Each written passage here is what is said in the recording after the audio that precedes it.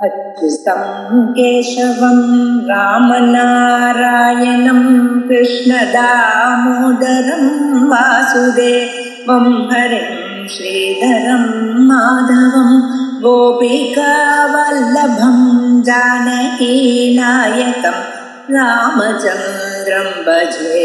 अच्युतं केशवं सत्यभामाधवं माधवं श्रीधरं राधितं इन्दिरामन्दिरं चेतसा सुन्दरं देवकी नन्दनं नन्दजं सन्ददे।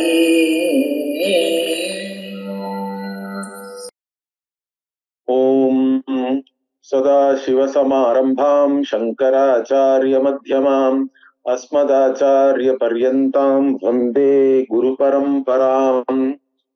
அகர முதல எழுத்தெல்லாம் ஆதி பகவன் முதற்றே உலகு. இன்னைக்கு நம்ம சாதனா பஞ்சகம் இல்லைன்னா சோபான பஞ்சகம் அப்படின்ற ஒரு 5 ஸ்லோகங்களை கொண்ட ஆதிசங்கரால் இயற்றப்பட்ட இந்த ஸ்லோகத்தை பார்க்க போறோம். இதுக்கு இன்னொரு பெயர் அத்வைத பஞ்சரத்னம்னு சொல்றது உண்டு. இந்த 5 ஸ்லோகங்களில ஆதிசங்கரர் நம்ம ஒரு வேதாந்தம் படிக்கணும்னு ஆசைப்படுறவன் என்னெல்லாம் பண்ணணும், நித்தியமும் என்ன பண்ணணும், வாழ்க்கையை எப்படி வாழணும், இதெல்லாம் அழகா படிப்படியா சொல்றார். 40 படிகளாக சொல்லியிருக்கார். அதனாலதான் இந்த சாதனா பஞ்சகத்திற்கு சோபான பஞ்சகம்ன்ற பேரும் உண்டு. ஏன்னா சோபானம்னா சம்ஸ்கிருதத்துல படி அப்படின்னு அர்த்தம். இதுல ஒவ்வொரு படியா எப்படி மேல போறது, நம்மளுடைய இந்த வேதாந்த சிரவண மனன நிதித்தியாசனம்னா சொல்றோம். ஒரு முமுட்சுவானவன் எப்படி படிப்படியாக தன்னுடைய சாதனாவில முன்னேறுவது அப்படின்றத இதுல ரொம்ப அழகா பகவத்பாதர் சொல்லியிருக்கார். இதையே எல்லாருமே ஒரு வழிகாட்டியாக வச்சுண்டு நித்தியமும் இத பாராயணம் பண்ணி இதுல சொல்லி இருக்கிற விஷயங்கள்லாம் பண்ணிட்டு வந்தாலே உங்களுக்கு மோட்சம் கிடைத்து விடும். இதுல எந்த விதமான சந்தேகமும் இல்லை. இப்போ அந்த முதல் ஸ்லோகத்தை இதுல பார்ப்போம். இந்த 5 ஸ்லோகங்களை கொண்ட இந்த பஞ்சகத்துல முதல் ஸ்லோகம் வேதோ நித்யமதீயதாம் ததுதிதம் கர்மஸ்வனுஷ்டீயதாம் தேனேஷஸ்ய விதீயதாம் அபசிதிஹி காம்யே மதிஸ்த்யஜ்யதாம் பாபௌகஃப் பரிதூயதாம் பவசுகே தோஷோனுசந்தீயதாம் ஆத்மேச்சாவ்யவசீயதாம் நிஜகிருஹாத் பூர்ணம் விநிர்கம்யதாம். இதுதான் இதுல முதல் ஸ்லோகம். இதுல ஆரம்பத்தில் முதல் படியாக சங்கரர் நமக்கு என்ன சொல்றாருன்னா, வேதோ நித்தியம் அதீயதாம், வேதா நித்தியம் அதீயதாம், தினமும் வேத அத்தியனத்தை செய்ய வேண்டும் அப்படின்னுதான் அவர் ஆரம்பிக்கிறார். யாரெல்லாம் இந்த பிரம்ம வித்யாவில் ஆவலோடு இருக்கிறார்களோ, இந்த பிரம்ம வித்தியை அடைய வேண்டும் என்று, அந்த மாதிரி முமுட்சு ஆனவர்கள் வேத அத்தியனம் தினமும் செய்ய வேண்டும். ஏன்னா இந்த ஞானமானது வேதத்துலதான் இருக்கிறது. வேதம் மட்டுமே நமக்கு சொல்லிக் கொடுக்கக்கூடிய விஷயம் எதுன்னா, இந்த பிரம்மன் அப்படின்னு நம்ம சொல்றோமே, இந்த பிரம்மனானது வேதத்தால் மட்டுமே நமக்கு தெரிகிறது. வேதத்தினால் மட்டுமே அது நமக்கு உணர்த்தப்படுகிறது. அதனால இந்த வேத அத்தியனமானது தினமும் செய்ய வேண்டும். அதுதான் முதல் படியே. ஏன்னா இந்த பிரம்மன் அப்படின்னு நம்ம சொல்ற இந்த வஸ்துவானது ஔபனிஷதம் பிரம்ம அப்படின்னு சொல்றோம். உபனிஷத்திலே அது சொல்றது. ஔபனிஷதம் அப்படின்னா உபனிஷத்களிலால் நமக்கு எது தெரிவிக்கப்படுகிறதோ அததான் ஔபனிஷதம்னு சொல்றோம். உபனிஷத்துனா என்னன்னா வேதத்தினுடைய கடைசி பாகத்தை தான் உபனிஷத்துன்னு சொல்றோம். கேட்டா வேதாந்தம்னு சொல்றோம். வேதஸ்ய அந்தம், வேதத்தினுடைய கடைசி பாகத்தை வேதாந்தம்னு சொல்றோம். அந்த வேதாந்தத்துல என்ன இருக்குன்னா உபனிஷத் இருக்குன்னு சொல்றோம். உபனிஷத் அப்படின்ற வார்த்தைக்கு பல அர்த்தங்கள் கற்பிக்கப்படுகிறது. அதுல ஆதிசங்கரரே கொடுத்திருக்கிற அர்த்தம் என்னன்னா உபனிஷத்துனா பிரம்ம வித்யா. பிரம்ம வித்யாவுக்கு தான் உபனிஷத்துன்ற பெயர் இருக்கிறது அப்படின்னு தான் அவர் அர்த்தம் பண்ணியிருக்கார்.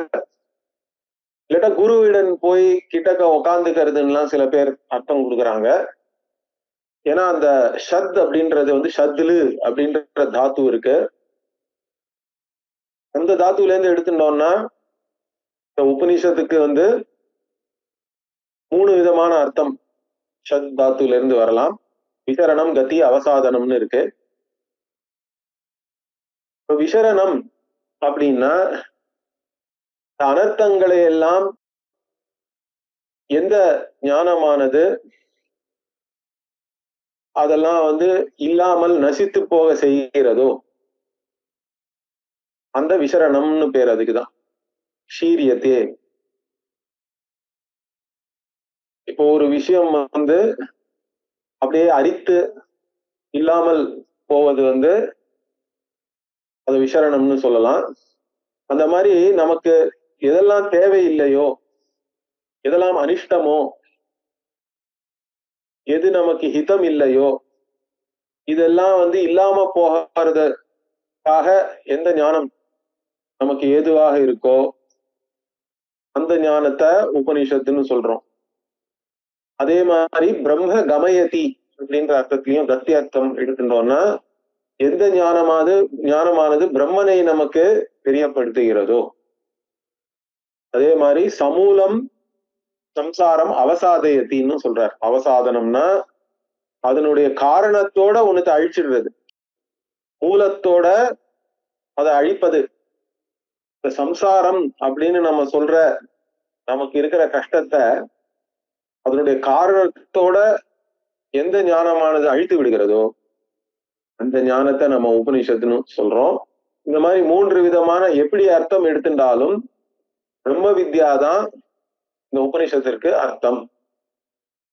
அந்த பிரம்ம வித்யாவை சொல்லித்தர புஸ்தகத்துக்கும் அதனால உபனிஷத்துன்னு பேருன்றார். எந்த புஸ்தகமானது பிரம்ம வித்தியை நமக்கு தெரியப்படுத்துகிறதோ அந்த புஸ்தகத்துக்கும் அதனாலதான் உபனிஷத்துன்ற பெயர் வந்திருக்கு. அந்த உபனிஷத் வேதத்தினுடைய கடைசி பாகமாக இருக்கிறது.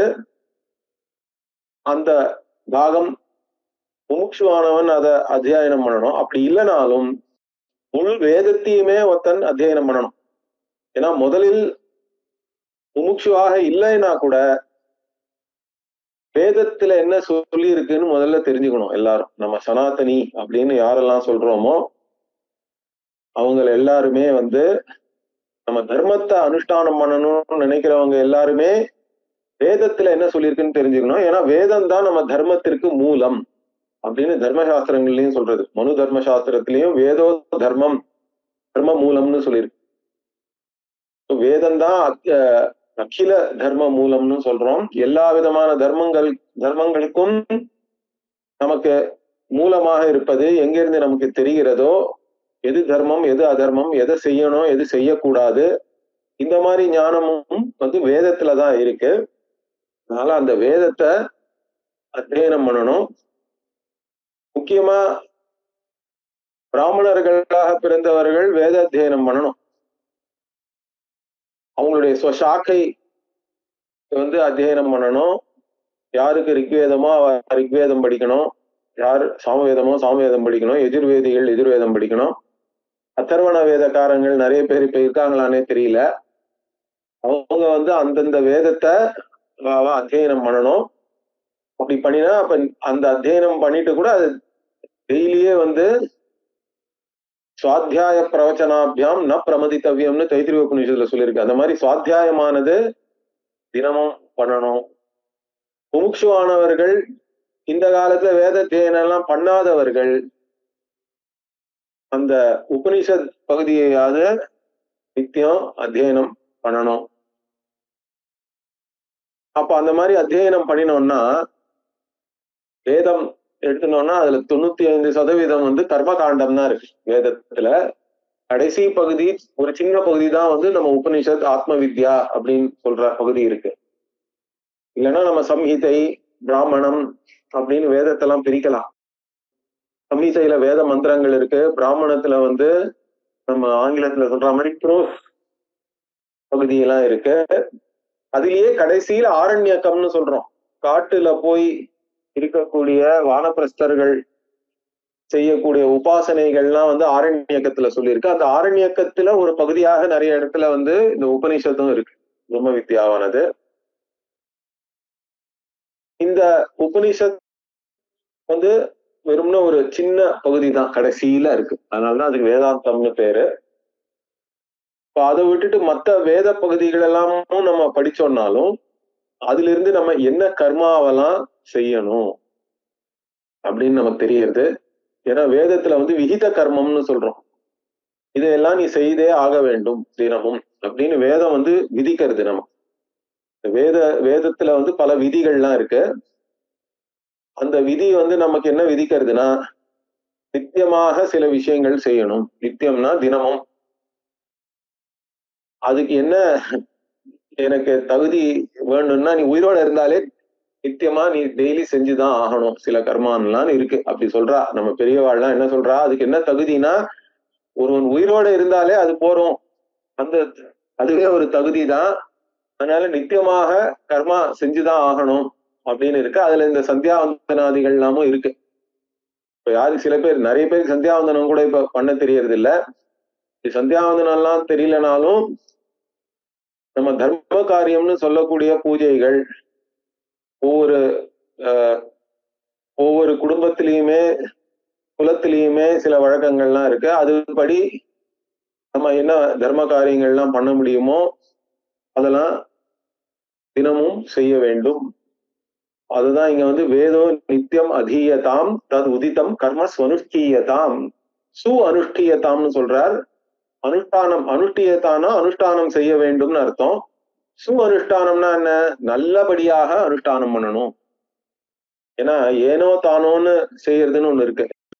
இப்படி இல்லாம ஒரு காரியத்தை பண்றோம்னா அது சரியாக செய்யணும், ஸ்ரத்தையோட செய்யணும். இதை செய்யறதுனாலதான் எனக்கு நன்மை ஏற்படுகிறது அப்படின்ற அந்த நம்பிக்கையோட செய்யணும். இதுதான் எனக்கு நல்லது அப்படின்ற எண்ணத்தோட அதை ஒரு செம்மையாக செய்வதை தான் இங்க வந்து ஸ்வனுஷ்டீயதாம்னு சொல்றார். சு அனுஷ்டீயதாம்னு. வேதத்துலதான் நமக்கு நித்தியமாக நம்ம செய்ய வேண்டிய கடமைகள் கர்மாக்கள்லாம் சொல்லியிருக்கு. அதுதான் இங்க தது உதித்தம்னு இருக்கு. வேதத்திலிருந்து உதயமான நம்மளுடைய கடமைகள் கர்மாக்கள் எல்லாம் நல்ல விதமாக தினமும் செய்ய வேண்டும். வேதத்தை முதல்ல படிக்கணும், அது முதல் படி. அதிலிருந்து என்னெல்லாம் செய்யணும்னு நம்ம தெரிஞ்சிட்டோமோ அதெல்லாமும் நல்லபடியா தினமும் செய்ய வேண்டும். இதுதான் முதல் 2 படி. இத மாதிரி கர்மாவை பண்ணும் பொழுது எந்த விதமான ஒரு எண்ணத்தோட இந்த கர்மாவை பண்ணணும், ஆட்டிடியூட் அப்படின்னு சொல்றோம் ஆங்கிலத்துல. எந்த ஆட்டிடியூடோட இந்த கர்மாவை பண்ணணும்ன்றது ரொம்ப முக்கியம். சாதாரணமா எல்லாரும் ஒரு கர்மாவை பண்ணினோம்னா அந்த கர்ம பலத்துக்கு ஆசைப்பட்டு தான் எல்லாரும் பண்றாங்க. அதுக்கு காரணம் என்னன்னா, தன்னையே வந்து ஒரு வரையறைக்கு உட்பட்ட குறைகள் உடைய ஒரு ஜீவனாக தான் எல்லாருமே தன்னை பாக்குறோம். நான் யாருன்னா, நான் இந்த தேதியில் பிறந்தேன், இவங்கதான் என்னுடைய அப்பா அம்மா, இதுதான் என்னுடைய உடல் அப்படின்னு என்னை பத்தின எண்ணமானது, இந்த உடல், என்னுடைய இந்திரியங்கள், என்னுடைய மனசு, புத்தி, இதையெல்லாம் வந்து வச்சுதான் வந்து நான் யாருன்ற எண்ணமே எனக்கு இருக்கு. அப்படி பார்க்கும் பொழுது உடலை வைத்து நான் என்ற எண்ணம் இருந்ததுன்னா எனக்கு, அப்ப இந்த உடலானது பல குறைகளையும் உடைய உடல் தானே. நிறைய பேருக்கு தன்னுடைய உடலை வச்சு என்னெல்லாமோ காம்ப்ளெக்ஸ் எல்லாம் இருக்கு. நான் குண்டா இருக்கேன், ஒல்லியா இருக்கேன், கருப்பா இருக்கேன், வெள்ளையா இருக்கேன், என்னுடைய தோல் சரியில்லை, என் தலைமுடி சரியில்லை, வழுக்கையா எடுத்து என்னெல்லாமோ பிரச்சனைகள். உடலை எடுத்துட்டா எவ்வளவோ குறை. இந்திரியங்கள் எடுத்துட்டாலும் குறைதான். என் காது சரியா கேட்க மாட்டேங்கிறது, கண்ணு சரியா பார்க்கல, கண்ணாடி போட வேண்டியிருக்கு, என்னெல்லாமோ இருக்கு. இந்திரியங்களை வச்சு தன்னைத்தானே ஒருவன் எடை போட்டாலும் வெறும் எல்லாம் குறையாவே இருக்கு. மனசுலயும் ஒரே குறைதான். எதுவா இருந்தாலும் கஷ்டமா இருக்கு, சோகமா இருக்கு, யாரும் என்ன மதிக்க மாட்டேங்கிறாங்க, இந்த மாதிரிலாம் என்னெல்லாமோ. எனக்கு எதுவுமே தெரியல, நான் ஒரு மக்கு, இந்த மாதிரி எல்லாம் பல எண்ணங்கள் மனசளவுலயும் நமக்கு கஷ்டப்படுத்துறது. மனசு புத்தின்னு எடுத்துட்டாலும் எனக்கு அறிவு பத்தல, என்னால என்னுடைய எண்ணங்கள் எல்லாமும் சரியில்லை. இத மாதிரிதான் எந்த விதத்துல நான் என்ன பார்த்தாலும் குறைகள் உடைய ஒரு ஜீவனாக, தனி மனிதனாக தான் நான் என்ன பாக்குறேன். அப்படி பார்த்தோம்னா என்ன ஆகும், எல்லாருமே இந்த குறைய நிவர்த்தி பண்ணிக்கணும்ன்ற எண்ணம் வரும். அப்ப அதை எப்படி பண்றதுன்னா, ஏதோ ஒரு கர்மாவை செஞ்சு அந்த கர்ம பலனை அடைந்து தான் என்னுடைய குறையை நான் நிவர்த்திக்க முடியும் அப்படின்ற எண்ணத்தோடதான் இந்த உலகமே இயங்கி கொண்டிருக்கு. இப்படிதான். ஆனா இதுல முக்கியமான ஒரு விஷயம் என்னன்னா, இந்த குறைகளை நிவர்த்தி பண்றதுக்கு நான் ஏதோ ஒரு செயலை செய்யறேன், அந்த செயலை செஞ்சதுனால எனக்கு ஏதோ ஒரு பலன் வருது, அதனால கொஞ்ச நாள் ஏதோ எனக்கு ஒரு திருப்தி ஏற்பட்டாலும் என்னுடைய குறைகள் எல்லாமே நீங்கி விடுமா?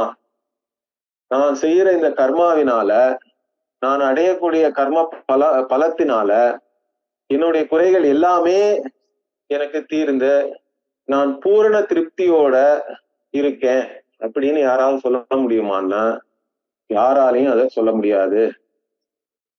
யாரெல்லாம் தன்னை இந்த தேகம், உடல், மனசு, இந்திரியங்கள் இதுலலாம் நான் என்ற எண்ணத்தை வச்சுட்டு இருக்காங்களோ அவங்க யாராலையுமே இதை சொல்ல முடியாது.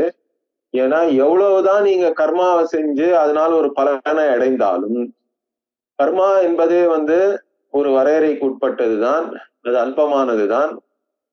எந்த கர்ம பலனாக இருந்தாலும் அதுவும் அல்பமா தான் இருக்கு. அல்பம்னு நம்ம என்னத்த சொல்றோம்னா, எது உருவாக்கப்படுகிறதோ அது எல்லாமே அழிந்துதான் போக வேண்டும், வேற வழியே இல்லை. எது இந்த காலத்தில் உருவாகிறதோ, ஏதோ ஒரு காலத்தில் உண்டானதுன்னா அது காலத்திலேயே அழிய வேண்டிதான். அதுதான் நியதி. இப்படி பார்த்தோம்னா எல்லாமே காலத்தினால் வரையறைக்கப்பட்டது, காலத்தில் உண்டானது எல்லாமே. அதே மாதிரி எந்த வஸ்துவாக இருந்தாலும் அது ஏதோ ஒரு இடத்துலதான் இருக்கு. நானே என்ன எடுத்துட்டேன்னா ஒரு இடத்துல இருக்கதான் முடியறது என்னால, எல்லா இடத்துலயும் என்னால இருக்க முடியறது இல்ல. அதே மாதிரி ஒரு இடத்துல ஒரு விஷயத்தை தான் என்னால அனுபவிக்க முடியறது. எனக்கு 100 விஷயங்களை அனுபவிக்கணும்னு ஆசை இருந்தாலும் ஒரு இடத்தில் ஒரு விஷயத்தை தான் என்னால அனுபவிக்க முடியறது. இடத்தை வச்சும் ஒரு வரையறை இருக்கிறது, பொருளை வச்சும் இருக்கு. வஸ்துன்னு சொல்றோம், வஸ்து பரிச்சேதம்னு சொல்றோம் சம்ஸ்கிருதத்துல. ஒரு பொருள் இதுதான்னா இது பசு மாடுதான்னா அது குதிரையாக ஆக முடியாது. இது குதிரைன்னா அது குதிரைதான், அது பசுவாகவோ புலியாகவோ வேற விஷயமாக அது இருக்க முடியாது. ஒரு வஸ்து இதுதான் அப்படின்னு நம்ம நிர்ணயம் பண்ணிட்டோம்னா அது வேறு எதுவாகவும் இருக்க முடியாதுன்றது கூட ஒரு விதமான வரையறை தான். அதுதான் வஸ்து பரிச்சேதம்னு சொல்றோம். இந்த மாதிரி இந்த ஜகத்தில் இருக்கிற எல்லாமே இந்த 3 விதமான வரையறைக்கு உட்பட்டதுதான். கால வரையறை, தேச வரையறை, வஸ்து இல்லாட்டா பொருளாக நம்ம ஒன்னொன்னையும் தனித்தனி பொருளாக பார்த்தோம்னா அதுலயும் ஒரு வரையறை இருக்கு, ஒரு வரம்பு இருக்கு எல்லாத்துக்குமே. அதனால இந்த மாதிரி வரையறைக்கு உட்பட்டதை தான் நான் கர்ம பலனாக அடைகிறேன்னும் பொழுது அதுவும் குறைகளோடு தான் வருது. எந்த கர்ம பலனாக இருந்தாலும் அதுல எப்பொழுதுமே நம்ம சுகத்தை தேடிதான் அதை அடையணும்னு நினைக்கிறோம். ஆனா சுகத்தோட சேர்ந்து துக்கமும் அதுல இருக்கு எப்பவுமே. துக்க மிஸ்ரிதத்துவம்னு சொல்றோம் சமஸ்கிருதத்துல. எந்த சுகத்தை நான் அடைந்தாலும், எந்த பொருளை நான் அடைந்தாலும் அதுல துக்கமும் எனக்கு சேர்ந்துதான் எப்பவுமே இருக்கு. சுகம் இல்லாத ஒரு சுகம்னு எதுவுமே கிடையாது. ஏன்? ஏதோ ஒரு சுகத்தை அடையறதுக்கு கூட நான் நிறைய உழைக்க வேண்டியிருக்கு. ஏதோ ஒண்ணுத்த செலவு பண்ணிதான் ஒரு விஷயத்த நான் அடைய முடியும். அதுவே ஒரு பிரச்சனை. சரி, செலவு பண்ணி அடையறேன்.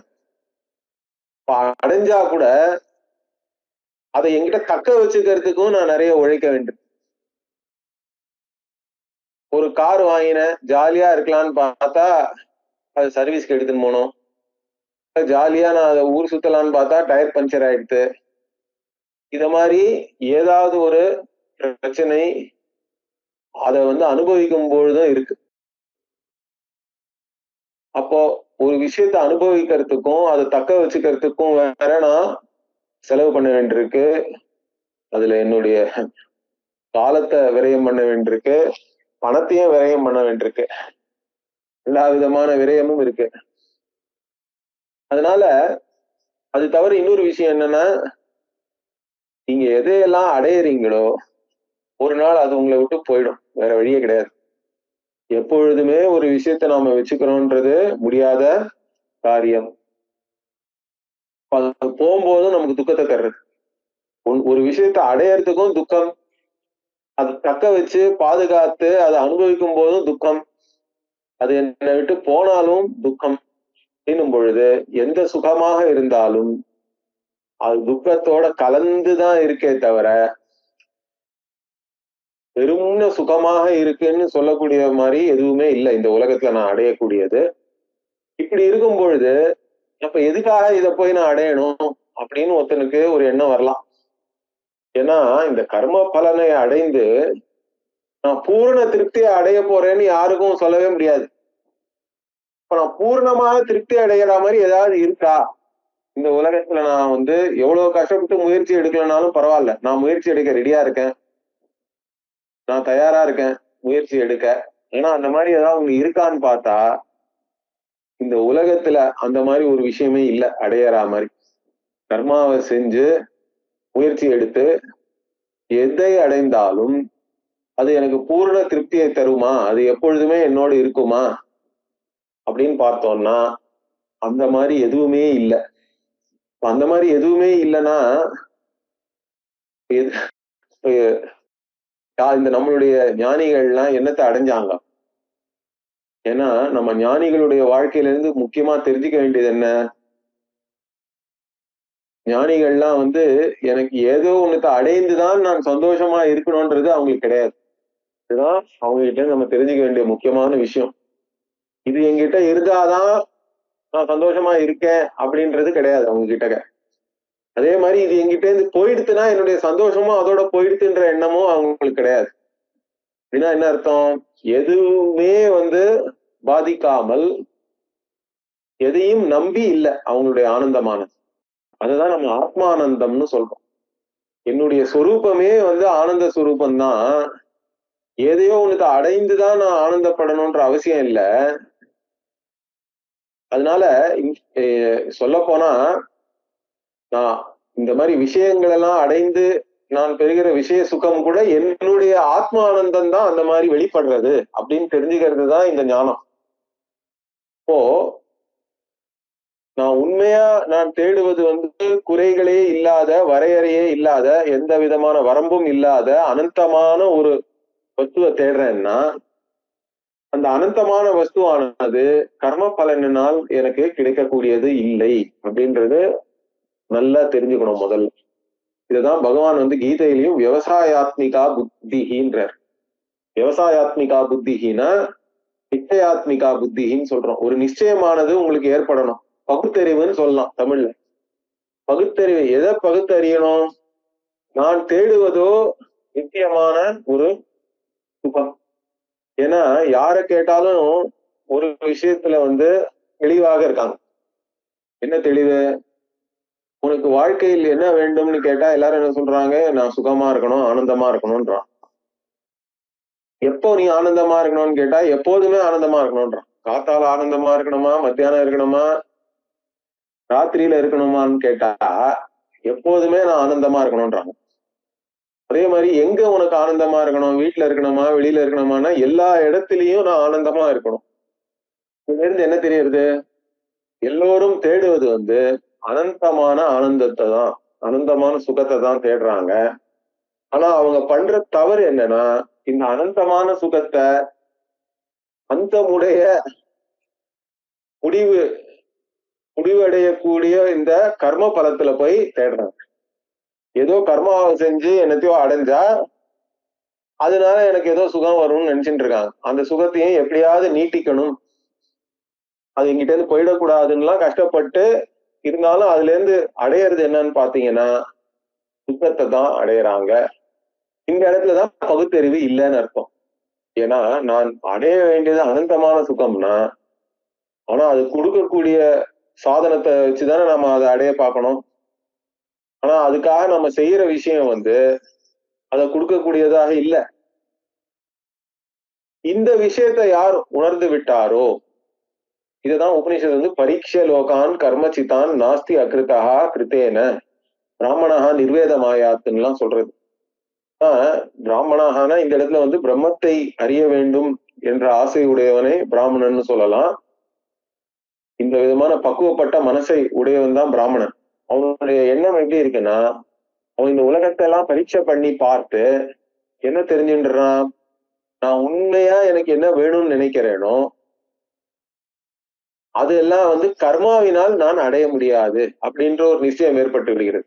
ஏன்னா எந்த கர்மாவாக இருக்கட்டும், கர்ம பலனாக இருக்கட்டும், அது அனித்தியமான ஒரு வரையறைக்கு உட்பட்ட ஒரு பலனை தான் எனக்கு தர முடியும். கர்மா அது எனக்கு தேவையில்லை. ஏன்னா நான் உண்மையா தேடுவது வரம்புகளே இல்லாத, வரையறையே இல்லாமல் அனந்தமான ஆனந்தத்தை தான் நான் தேடுறேன்ற பொழுது இதுல இருந்து எனக்கு கிடைக்க வாய்ப்பே இல்லைன்ற போது இதுல போய் எதுக்காக நான் வேணும் அப்ப இந்த கர்மாவில போய் அப்படின்ற ஒரு நிச்சயம் ஏற்பட்டுன்னா அதான் நிர்வேத மாயாத்துன்னு சொல்றது. நிர்வேதம்னா என்னது? வைராகியம் வந்துடுறது. கர்ம பலன்லாம் எனக்கு தேவையில்லை. ஏன்னா அதுல இருந்து எனக்கு நான் பெறக்கூடியது எதுவும் முக்கியமானதாக இல்லை, எனக்கு தேவையானதாக இல்லை. அப்ப நான் என்ன பண்றதுன்னா, இப்போ உபநிஷதே அது சொல்றது, நிர்வேதமாயா தத் விஜயானார்த்தம் ச குருமேவ அபிகச்சேத் அப்படின்னு சொல்லிடுது உபநிஷத். இப்ப எந்த விஷயத்த தெரிஞ்சுட்டா எனக்கு இந்த அனந்தமான ஆனந்தம் கிடைக்குமோ அந்த விஷயத்த தெரிஞ்சுக்கிறதுக்கு நீ குரு கிட்ட போய் படி. குரு கிட்ட போ. எந்த மாதிரியான குருனா ஸ்ரோத்ரியம் பிரம்மனிஷ்டமாக இருக்கிற குரு. ஸ்ரோத்ரியம்னா இந்த அத்வைத சம்பிரதாயத்துல, குரு சிஷ்ய சம்பிரதாயத்துல வந்த ஒருவர், சாஸ்திரத்தை ஒழுங்கா படித்தவர், யார் தன்னுடைய குருவிடம் படித்து இந்த ஞானத்தை அடைந்தாரோ அவரிடம் போனாதான் அவருக்கு உங்களுக்கு சொல்லிக் கொடுக்கவும் தெரியும். சில பேருக்கு விஷயம் தெரிஞ்சாலும் சொல்லிக் கொடுக்க தெரியாது. அதனால வெறும்னா விஷயம் தெரிஞ்சா மாத்திரம் பத்தாது, எப்படி அதுவும் இந்த சூக்ஷ்மமான விஷயத்தை எப்படி சொல்லிக் கொடுக்கறதுன்றதும் ஒருத்தருக்கு தெரியணும். அதனாலதான் அவர் ஸ்ரோத்ரியமாக இருக்கணும், பிரம்மனிஷ்டமாகவும் இருக்கணும். பிரம்மனிஷ்டம்னா இந்த ஞானத்தை தன்னுடைய ஞானமாக யாரிடம் இருக்கிறதோ, இது இந்த உபநிஷத் சொல்றது, இந்த புத்தகம் சொல்றது, வேற யாரோ சொல்றாங்கன்னு நம்ம சொல்லிக் கொடுக்க முடியாது. இது என்னுடைய அனுபவம் அப்படின்னு யாருக்கு இருக்கிறதோ அவர்தான் இந்த ஞானத்தை சரியாக போதிக்க முடியும். அந்த மாதிரியான குரு கிட்ட போய் படிக்கணும்னு சொல்லிடுது உபனிஷத். அப்படி அந்த குருவிடம் போனாலும் குரு என்ன சொல்ல போறார், முதல்ல நீ இவ்வளவு நாள் கர்மா பண்ணிட்டு இருந்திருக்க, அதனால கர்மா உடனே விடுன்னு சொன்னா எல்லாராலையும் விட முடியாது.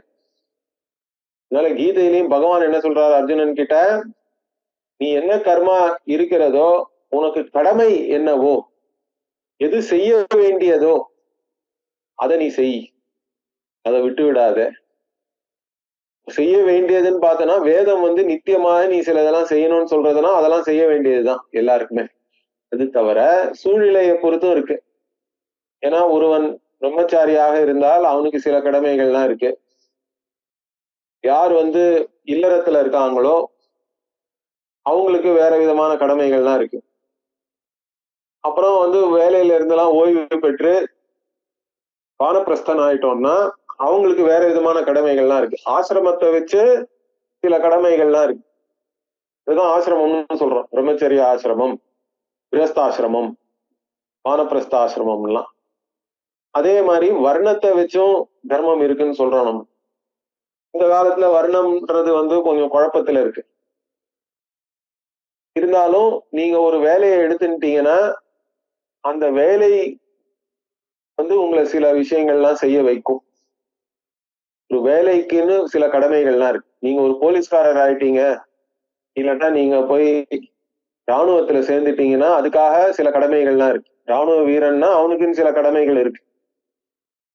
நீங்க ஒரு வாத்தியார் ஆயிட்டீங்க, பள்ளியில போய் சொல்லி தரீங்கன்னா அந்த வாத்தியாருக்குன்னு சில கடமைகள் இருக்கு.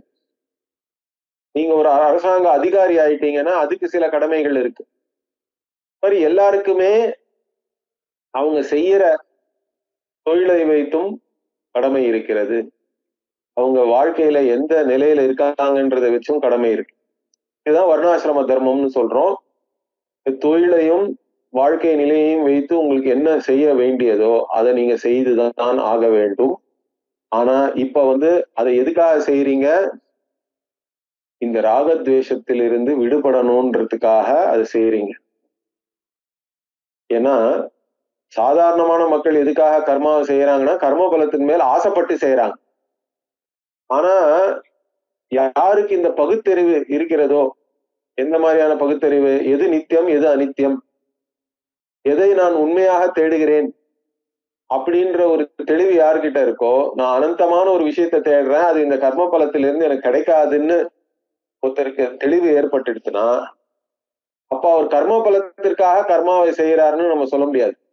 இருந்தாலும் கர்மாவை விட்டுட்டு வரவும் முடியல, ஏன்னா பழக்க தோஷம் அப்படி இருக்கு. அதனாலதான் உங்களுடைய எண்ணத்தை மாத்தி இதை நான் கர்ம பலத்திற்காக செய்யவில்லை, இருந்தாலும் என்னுடைய கடமை எதுவோ அதை நான் செய்யறேன், அதை ஈஸ்வரனுக்கு அர்ப்பணம் பண்ணிடுறேன். எந்த பலன் வந்தாலும் அது ஈஸ்வரனுக்கே அதை நான் அர்ப்பணம் செய்து விடுகிறேன். ஈஸ்வரார்ப்பண புத்தியோட நான் பண்றேன். அதனால என்ன ஆயிடுறது? எந்த விதமான ஒரு மன அழுத்தமும் எனக்கு கிடையாது. ஏன்னா சாதாரணமா கர்மா பண்றவங்களுக்கு நான் தான் அதை பண்றேன்னு நினைக்கிறான். அதனால என்ன ஆயிடுறது? அந்த பலனும் அது நல்ல விதமா வந்ததுன்னா அது நான் வெற்றி பெற்றுட்டேன்னு ஒரேடியா குதிக்கிறான். ஆனா எதிர்பார்த்த பலன் கிடைக்கலன்னா என்ன ஆயிடுறது? சோக பயத்துல ஆழ்ந்துடுறாங்க எல்லாரும். ரெண்டுமே பிரச்சனை தான். பகவான் சுகத்துக்கே சமயக்கிருத்வா லாபா லாபோ ஜெயா ஜெயம்லாம் சொல்றார். அர்ஜுனன் கிட்டையும் சுகம் துக்கம்ன்றதெல்லாம் சமமாக பார், லாபம் நஷ்டம்ன்றதையும் சமமாக பார். எப்படி இந்த மாதிரி பார்க்க முடியும்னு கேட்டா, எனக்கு இந்த கர்ம பலத்தின் மேல் ஆசை இல்லை, இருந்தாலும் என் கடமைக்காக நான் இந்த கர்மாவை செய்கிறேன். அதனால என்ன பலன் வந்தாலும் அது ஈஸ்வரன் எனக்கு கொடுத்த பிரசாதமாக நான் ஏற்றுக்கொள்கிறேன். இந்த மாதிரி எண்ணத்தோட ஒருத்தன் பண்ணினாதான் அதை சமமாக பார்க்க முடியும். இல்லட்டா சமமா பார்க்கவே முடியாது. பிரசாத புத்தின்றது ரொம்ப முக்கியம். நம்மளுடைய கலாச்சாரத்துல இது இருக்கு. ஒரு கோயிலுக்கு போறோம், பிரசாதம்ன்றது ஏதோ ஒரு வஸ்து கிடையாது, ஏதோ ஒரு பொருள் தான் பிரசாதம்னு கிடையாது. ஏன் ஒரு விஷயத்த நம்ம பிரசாதம்னு சொல்றோம்னா அது இறைவனிடமிருந்து நமக்கு வருது, அதனால அது பிரசாதம். அது எதுவாகவும் இருக்கலாம். அது வெறும்னா ஒரு சாம்பலா இருக்கலாம், விபூதியா இருக்கலாம், ஜலமா இருக்கலாம், தீர்த்தமாக இருக்கலாம், லட்டுவா இருக்கலாம். அங்க போய் நம்ம சண்டை போடுறது இல்லை, எனக்கு லட்டு தான் வேணும் அப்படின்லாம். எது நமக்கு பிரசாதமா கிடைத்தாலும் அதை சந்தோஷமா ஏத்துண்டு அதுவே நம்மளுடைய பாக்கியம்னு நம்மளால ஏத்துக்க முடியாது. அந்த புத்தியை தான் நம்ம பிரசாத புத்தின்னு சொல்றோம். எந்த பொருளாக இருந்தாலும் அதை பிரசாதம்னு நம்ம பார்த்துட்டோம்னா அதை சந்தோஷமாக ஏற்றுக்கொள்ளக்கூடிய ஒரு மனோநிலை நம்ம எல்லார்கிட்டையும் இருக்கு. நம்ம கலாச்சாரத்துல அது இருக்கு. அந்த புத்திய எந்த கர்ம பலனாக இருந்தாலும் அதுவும் எனக்கு ஈஸ்வரனிடத்திலிருந்து தான் வருகிறது அதனால அதுவும் ஒரு பிரசாதம் தான் ஏற்றுக்கொள்ள முடிந்ததுன்னா அப்போ உங்களுக்கு ஒரு எதையுமே சமமாக ஏற்றுக்கொள்ளக்கூடிய ஒரு புத்தியானது உங்களுக்கு எடுத்துன்னு அர்த்தம். இத மாதிரி சமமாக ஏற்றுக்கொள்றவன் தான் யோகின்னு சொல்றாரு பகவான். சமத்துவம் யோக உச்சியத்தைன்னு கீதையிலையும். அப்ப அந்த சமமான புத்தியோட நீ கர்மாவை செய்து எந்த கர்ம பலன் வந்தாலும் அதை ஏற்றுக்கொள்ளக்கூடிய ஒரு பக்குவமானது ஏற்படணும்ன்றதுக்கு தான் இந்த மாதிரி பண்றோம். அந்த மாதிரி பண்ணும்போது என்ன சொல்றோம்? ஈஸ்வர அர்ப்பணமாக அதை பண்றோம். அதுதான் இங்க சொல்றார் சங்கரர் தேன ஈசஸ்ய விதீயதாம் அப்படின்ட்டார். ஈஸ்வரனுக்கு அதை நீ செய்கிற அர்ப்பணமாக செய். ஏன்னா இங்க நம்ம ஏதோ ஒரு குடும்பத்துல பிறந்திருக்கோம், ஏதோ ஒரு இடத்துல வளர்ந்திருக்கோம்னா இதெல்லாம் நம்ம தேர்ந்தெடுக்கல. நம்ம அப்பா அம்மாவை நம்ம தேர்ந்தெடுக்கல. இங்க கிடைச்சிருக்கிற இந்த ஜென்மத்தை நம்ம தேர்ந்தெடுக்கல. இதெல்லாம் ஈஸ்வரன் நமக்கு கொடுத்தது. எல்லாமே நமக்கு கொடுக்கப்பட்டதுதான். அப்படி பார்த்தோம்னா நீங்க உலகத்தை பிறந்தீங்கன்னா காத்த கொடுத்திருக்காங்க. அதுல சரியான அளவு ஆக்சிஜன் எல்லாம் இருக்கு. கொஞ்சம் ஜாஸ்தியா இருந்தாலோ குறைஞ்சாலோ கூட கஷ்டம்தான். அதே மாதிரி தண்ணி எல்லாம் இருக்கு, செடி கொடிகள்லாம் இருக்கு, சாப்பாடு எல்லாம் நமக்கு இருக்கு. இத மாதிரி நாம் பிறந்து வளர்ந்து இங்கு பல விஷயங்களை அனுபவிக்கிறதுக்கு எல்லாமே நமக்கு கொடுக்கப்பட்டிருக்கிறது. அதுதான் உண்மை. நான் எதுவுமே இங்க பண்ணல. நான் பிறந்ததுல இருந்து எனக்காக பண்றதுக்கு எவ்வளவு பேர் இருக்காங்க. அப்பா அம்மால இருந்து ஆரம்பிச்சு எனக்கு சாப்பாடு போட்டு, என்னுடைய குருமார்கள்லாம் எனக்கு அறிவை கொடுத்து, இந்த மாதிரி எல்லாமே கொடுக்கப்பட்டதுதான். அப்ப கொடுத்தவர் யார் அப்படின்னா ஈஸ்வரன் தான் நம்ம சொல்லணும். ஈஸ்வரனால் தான் இது எல்லாமே சிருஷ்டிக்கப்பட்டு இது எல்லாமே எனக்கு கொடுக்கப்பட்டிருக்கு. அதனால நான் இப்ப செய்யறது எல்லாமே அந்த ஈஸ்வரனுக்கு எனக்கு இது எல்லாத்தையும் கொடுத்த அந்த ஈஸ்வரனுக்கே நான் அர்ப்பணம் செய்கிறேன். என்னுடைய கர்ம பலன்களை எல்லாமே அந்த மாதிரி ஒரு எண்ணத்தோட நம்ம கர்மாவை பண்ணினோம்னா இப்ப நான் ஒரு யோகியாக ஆயிடுறேன். ஏன்னா எந்த விதமான கர்ம பலனா இருந்தாலும் என்னால சமமாக ஏற்றுக்கொள்ளக்கூடிய அந்த பிரசாத புத்தியானது எனக்கு வந்துடும். இந்த புத்தியை வளர்த்துட்டாலே எனக்கு இதுதான் வேணும், இது இருந்தாதான் நான் சந்தோஷமா இருப்பேன், அதுதான் வேணும், அது இல்லாட்டா இது இல்லைன்னா நான் சந்தோஷமா இருப்பேன், இதை நான் ஒழிச்சு கட்டணும், இந்த மாதிரி எண்ணங்கள்லாம் இல்லாம என்னுடைய விருப்பு வெறுப்புகளிலிருந்து நான் விடுபட முடியும். இந்த மாதிரியான யோக புத்தியை வளர்த்துட்டாதான், யோகியாக இருந்தாதான் விருப்பு வெறுப்பிலிருந்து விடுபட முடியும். இந்த விருப்பு வெறுப்பிலிருந்து விடுபட்டாதான் ஒருத்தன் முமுட்சுவாக வேதாந்தம் படிக்கிறதுக்கு தகுதி உடையவனாக ஆகும். ஏன் இந்த விருப்பு வெறுப்பிலிருந்து ஒருத்தன் விடுபடணும்னா, விருப்பு வெறுப்புன்னு நம்ம சொன்னாலே அது நான் ஒரு குறை உடையவன்றதுதான் காட்டுது. ஏன்னா எனக்கு இது வேணும் அப்படின்னு நான் நினைச்சாலே என்கிட்ட என்னமோ இல்லைன்னு தானே அர்த்தம். என்கிட்ட ஏதோ ஒரு குறை இருக்குன்றதுனால தானே நான் உன்கிட்ட வேணும்னு நினைக்கிறேன். அதே மாதிரி இது வேண்டாம்னு நினைச்சாலும் அதே ப்ராப்ளம் தான். இது இருந்தா என்னால சந்தோஷமா இருக்க முடியாது, இது என்ன ஏதோ பாதிக்கிறது. வேண்டும் இல்லட்டா வேண்டாம், இது ரெண்டுமே பிரச்சனை தான். இதுல இருந்துலாம் நான் விடுபட்டு சுதந்திரமாக ஆகணும்ன்றதுதான் வேதாந்தம் படிக்கிறதுனுடைய ஒரு பயனே. அதனாலதான் நான் செய்ய வேண்டிய கர்மாவை செய்யணும். ஆனா அது எல்லாத்தையும் ஈஸ்வரார்ப்பண புத்தியோட ஈஸ்வரனுக்கே அஞ்சலி செய்து அர்ப்பணித்து நான் அதை செஞ்சு எனக்கு எந்த விதமான பலனாக இருந்தாலும் ஏற்றுக்கொள்ளக்கூடிய சமத்துவமான அந்த புத்தி ஏற்பட வேண்டும். அதுக்குதான் முதல்ல இந்த 3 படிகளை இப்போ சங்கரர் நமக்கு காமிச்சு கொடுத்திருக்கார். தினமும் வேதத்துல என்ன சொல்லியிருக்கோ அதை படிக்கணும். அதிலிருந்து வந்திருக்கிற கர்மாக்கள், அதிலிருந்து நான் என்னுடைய கடமைகள்லாம் என்னன்னு புரிஞ்சுட்டேனோ அந்த கடமைகளை நான் தினமும் நல்ல விதமாக அனுஷ்டானம் பண்ணணும்.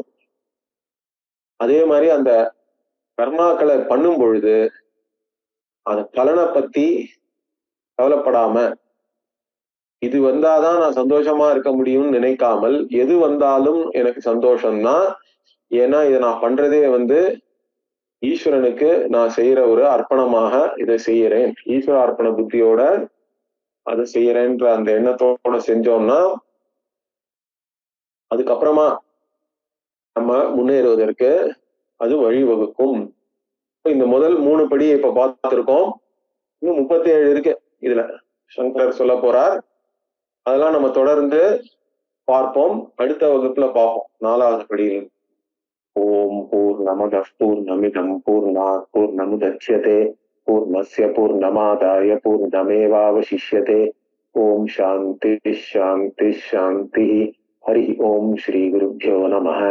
ஹரி ஓம்.